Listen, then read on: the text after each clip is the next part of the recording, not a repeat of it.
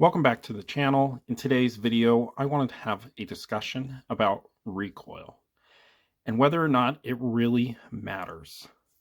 And I'm specifically referring to hunting. Of course, it matters for competition shooters, but specifically for hunting, I don't think it matters.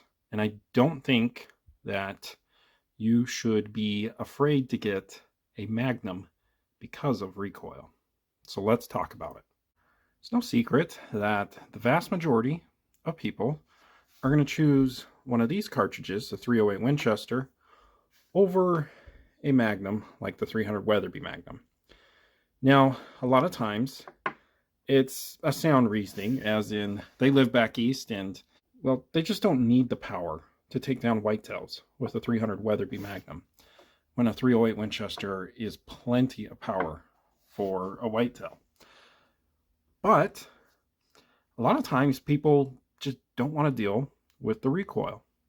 And the 300 Weatherby especially has a reputation of being a high recoiling cartridge.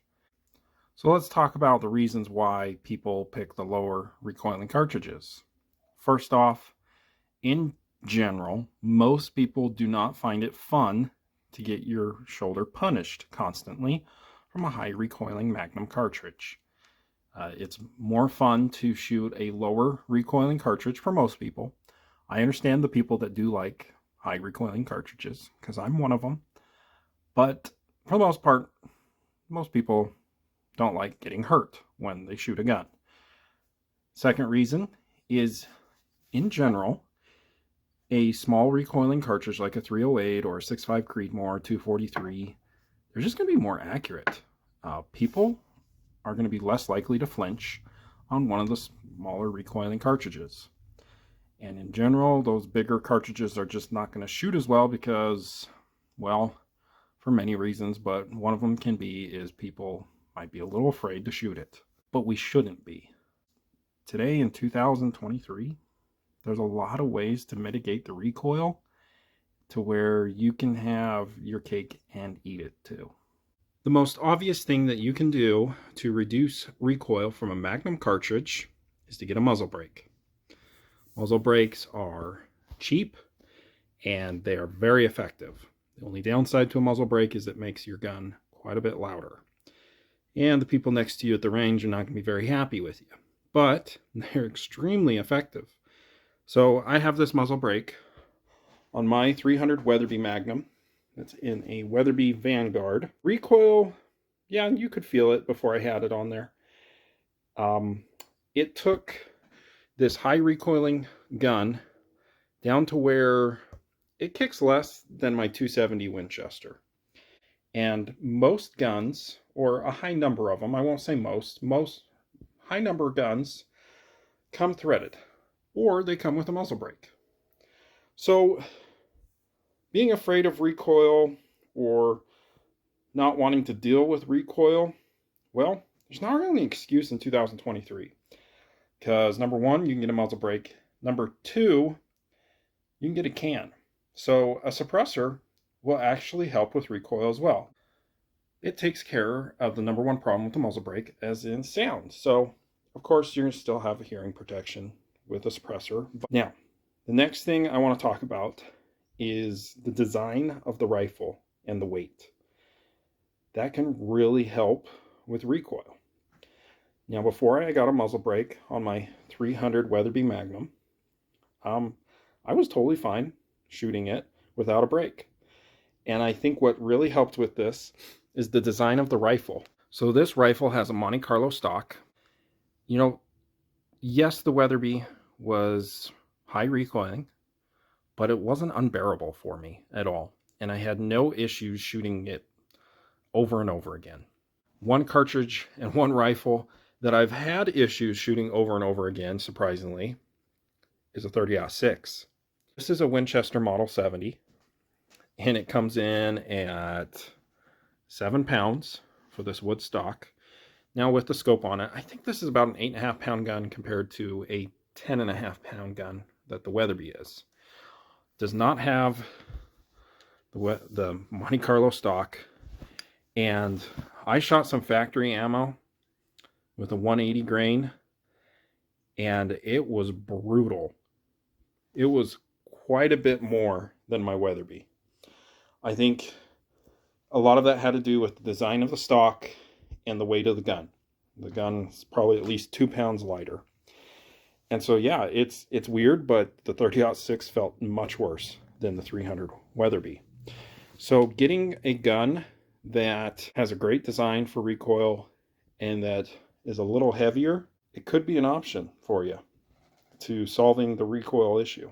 So now that we've talked about how it's pretty easy to fix the whole high recoiling Magnum cartridge issue, now I want to kind of break down cartridges into 3 categories. The first one is the cartridges you're looking at here.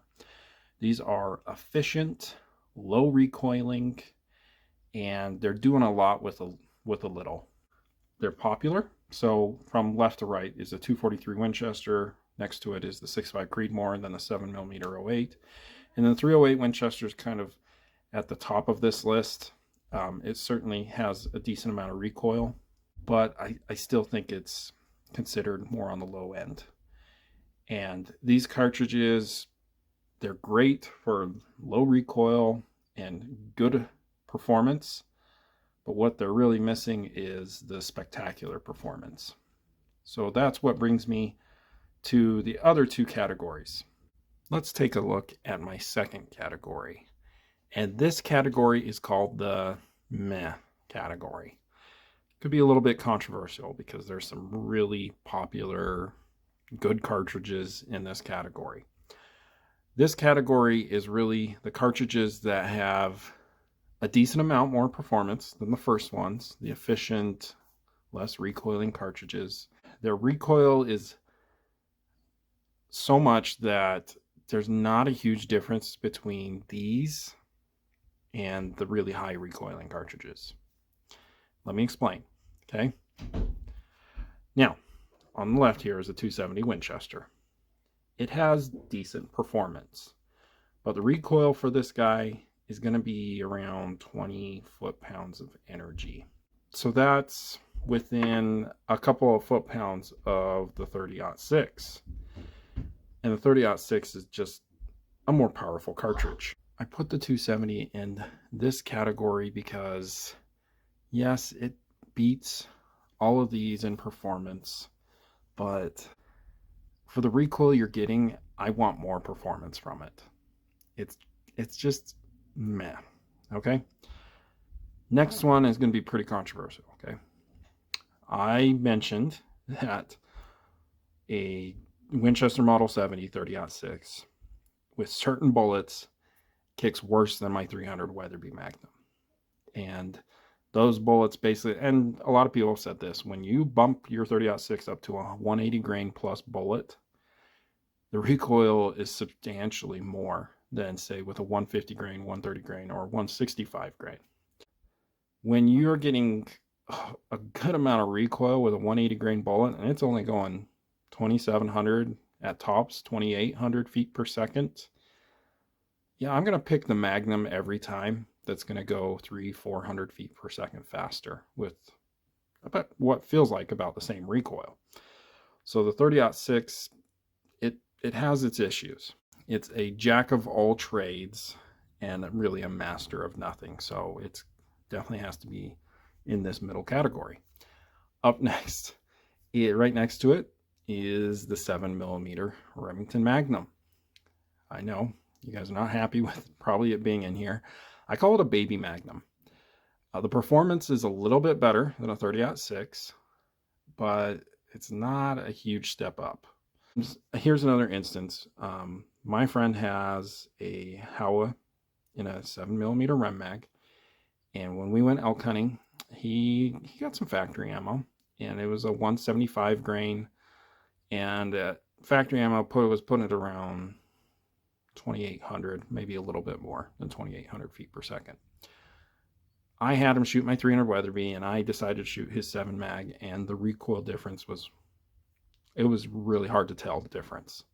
The performance from my 300 Weatherby was just so much better. And no, he was not shooting a 175 grain like ELDX or AccuBall long range. He was just shooting a soft point bullet. kind of a with the 7 mag, but it's still a good cartridge. Here's my last type of category, which will have all types of magnums. You're getting really good performance, but you're going to pay for it. Okay. Now, again, we can mitigate that with a can or a muzzle brake, but this is the category I like to be in. I want my cartridges going fast.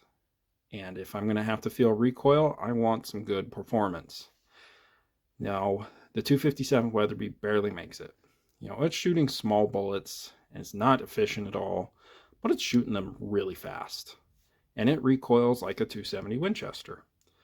As I said about the 270 Winchester, the performance is okay, but I don't like the performance for how much recoil it has. I really like the performance of the 257 for the exact same type of recoil. Next one is a 300 Winchester Magnum. Now, I think you really need to hand load this or to get, the Hornady Superformance or other factory ammo that pushing bullets fast to really get the true potential out of it and to, well, deal with that type of recoil. Next to that one is a no-brainer 28 Nosler. What a great performing cartridge, extremely flat. It's what the 7 mag should be, let's be honest. But yeah, it has a good amount of recoil. Then lastly, the 300 Weatherby Magnum. Now, could you get a 300 Weatherby Magnum that has absolute terrible recoil? Yes, plenty of people have. But my specific rifle hasn't been bad at all. And especially when I put on that muzzle brake, it hardly kicks at all.